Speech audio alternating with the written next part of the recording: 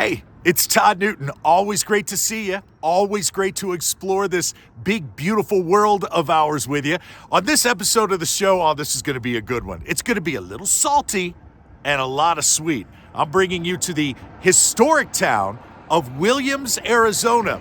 We're going to visit a brothel that some say is haunted by working girls from its heyday. Also, one of the classic dive bars in these United States of ours. And we'll wrap things up by visiting a deer farm. Oh man, the kids are gonna love this. Cute little deer coming right up to you. What could be better? Welcome to Williams, Arizona, the gateway to the Grand Canyon, and welcome to this episode of The Tattooed Traveler.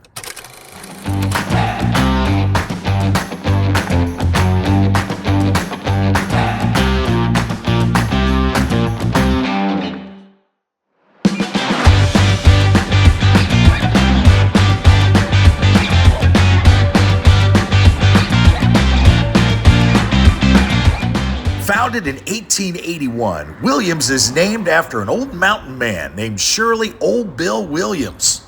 And in the early days, like a lot of other towns in the Old West, Williams was known as being rough and rowdy. It was filled with saloons, gambling houses, and opium dens. Then in 1901, the Santa Fe Railroad extended its line from Williams to the Grand Canyon, making the town a tourist attraction. Ranchers and cowboys began settling here, and all kinds of colorful characters were hopping on and off the railroad, which meant brothels were popping up, the most famous of which was the Red Garter.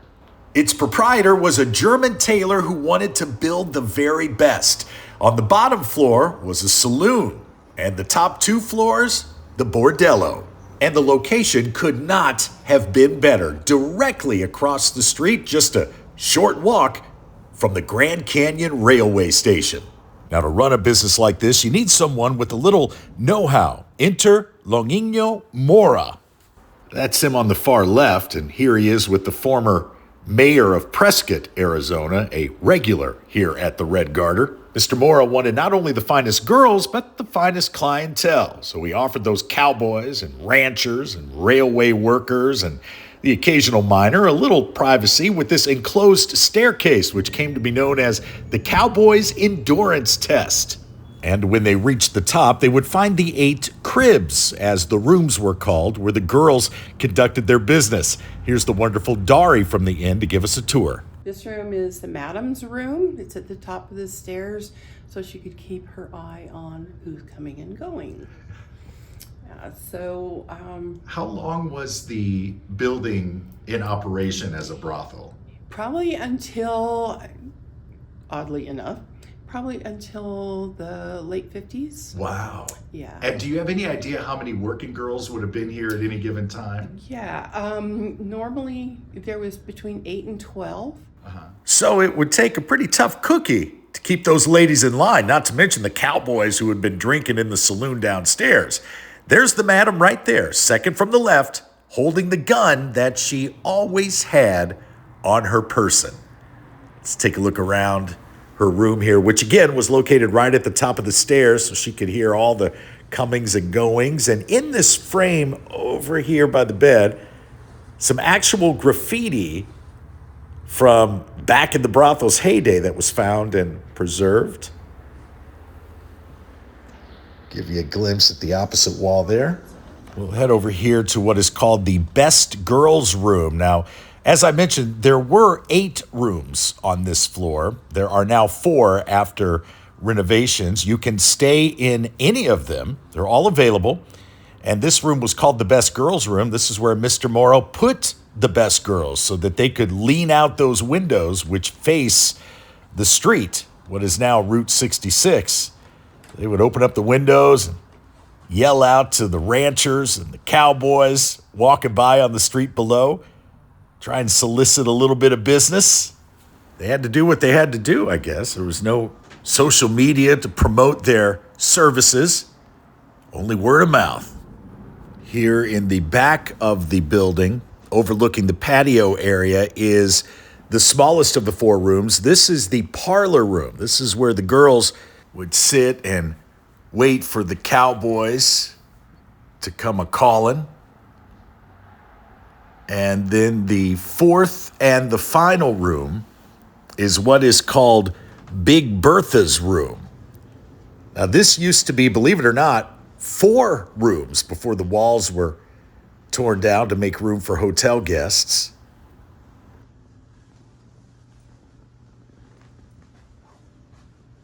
And in the private bathroom here is a claw-footed bathtub. Look at that. And that's original to the brothel. Doesn't get any more authentic than that. It also has its own private little balcony here, which shows you where the outhouse stood during the brothel's heyday. And if I could direct your attention to the building right behind us there, that was home to a Chinese restaurant, as well as Wu's Joint Opium Den. Now, our history books don't talk about the fact that a lot of cowboys were addicted to opium back in the day, and most towns in the Wild West had opium dens. Williams was no exception.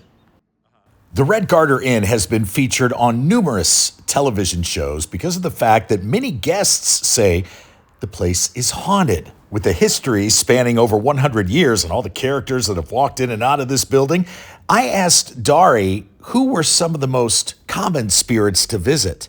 I've gone on a couple of their investigations, and we've actually spoken to Amy and Claire and Rebecca. And they were all working girls here. Yeah. Mm-hmm. And you say they sometimes ask for money.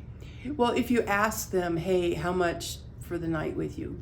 And it's $20 for a night. That's expensive. Well, otherwise, they were probably $5 and you got 10 minutes. There were rules. There had to be. And Mr. Mora here and the madam expected you to adhere to them. If not, well, let's just say it's in your best interest to mind your P's and Q's.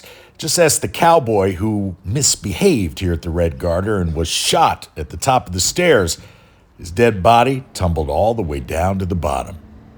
Before we leave, I want to give you one more view, this time from the back of the Red Garter. This is right where the opium den would have been.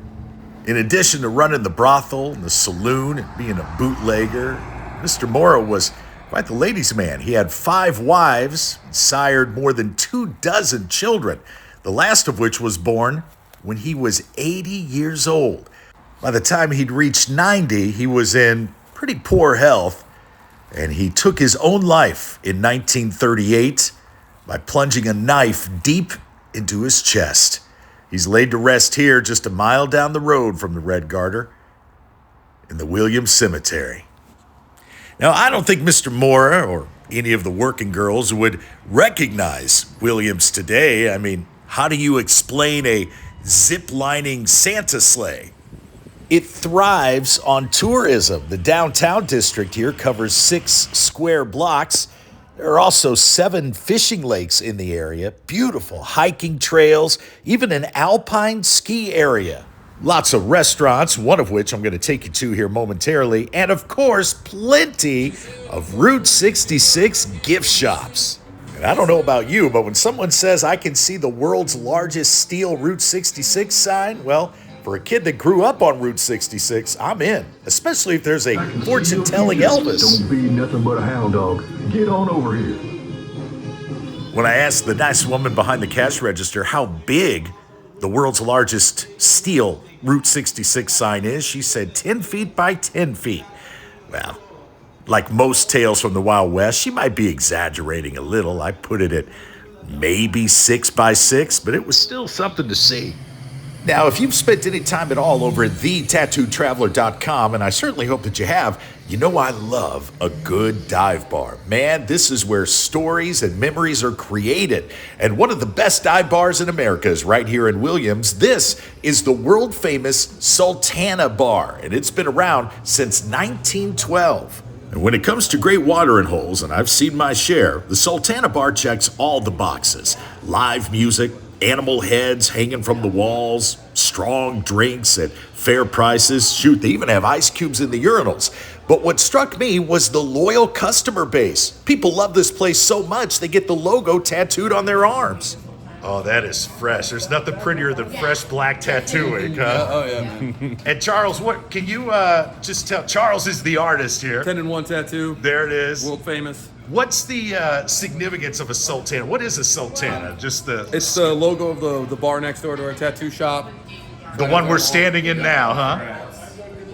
Now, I got to tell you, Lori, not only is she a great bartender, but she's a horrible influence because I've been in this fabulous bar for about 10 minutes, and now I'm heading to the tattoo shop to be number 60. That's right. Yep, I'm in an exclusive club. Myself and 59 other people around the world have the Sultana tattoo, courtesy of Charles here at 10-in-1 Tattoo, who you met a moment ago. And that tattoo, plastered on our skin, entitles us to happy hour prices for life at the world-famous Sultana Bar. All right, ready for the finished product? Ta-da! So the next time you and I bump into each other at the world-famous Sultana Bar in Williams, Arizona, my friend, drinks, well, they're on me. Now, those of us who have a tattoo or two or three know that getting a piece of ink can really work up an appetite. And there is no shortage of wonderful locally owned restaurants here in Williams. My favorite for years has been the Pine Country Restaurant. They are famous for their pies. We're only 60 miles from the Grand Canyon, and it's not unusual for folks to take a little detour before checking the canyon out to come here for a piece of that Boston cream or double chocolate, or in my case, peanut butter chocolate. Oops, I think I've got it upside down here. There you go. I want you to see this. Get a load of that. Over 3 inches tall, and good enough to make a preacher cuss, as my grandma would say. I know we've covered a lot already in this episode. All the colorful characters of Williams, the history. Heck, I even got a new tattoo. Now, suffice to say, here at the Tattoo Traveler, the only thing we love more than a good story, because, I mean, that's what we are, right? Storytellers. The only thing we love more than a good story is a bunch of really cute deer. Which is why I couldn't come to Williams without bringing you to the Grand Canyon Deer Farm. For more than 50 years, this fabulous place has been a wonderland for animal lovers, and truth be told, it has a special place in my heart. I used to bring my kids here when they were young, and we have so many incredible memories and photos, and as soon as you walk in, you can see plenty of other families making memories of their own. You and your kids can walk with the deer, you feed the deer right from your hands. There are goats and llamas and peacocks, but not just any peacocks, peacocks living among reindeer. Now, where else are you going to see that, huh? And bison. Yes, there are bison living happily and safely here at the Grand Canyon Deer Farm, which is not supported by any state or federal funds. 100% supported by your ticket purchase. It goes to veterinary care, it goes to the best feed, everything these wonderful animals deserve. Most of whom were born here at the farm. Others are rescues and are now living their best lives. A day spent here at the Grand Canyon Deer Farm, as owner Pat will tell you, is much more than a zoo experience. Yeah, because you can walk in and feed the animals. A lot of people say they expected to feed them all between a fence, but the deer, you're right in there with them, and that's sort of a unique thing. And then we have other animals that people don't expect, like the camel and the bison. We have coatimundis and wallabies and porcupines. And people don't realize that porcupines are not as scary. We actually do paid in encounters with a porcupine. You can pay a little extra to go in and pet one. So if you've never petted a porcupine, it would make your day. Pat is 100% right. Spending time with Quilly Nelson and his friend here is something I've never had the opportunity to do, and something that I'll never forget. Look how sharp these quills are. Each porcupine is covered in about 30,000 of them. But this is Grace the camel, and truth be told, she's the one that really caught my eye. So I asked Pat if maybe she could introduce us, and boy, did she ever. Love it. I want to thank Pat and her team here at the Grand Canyon Deer Farm for a special day and for all you do for the animals. Also, a big thank you to Dari at the Red Garter Inn for that spooky behind-the-scenes tour. Most of all, I want to thank you for watching and exploring this world with me. Until we meet again a little further down the road, I'm Todd Newton, the Tattooed Traveler. Travel safely.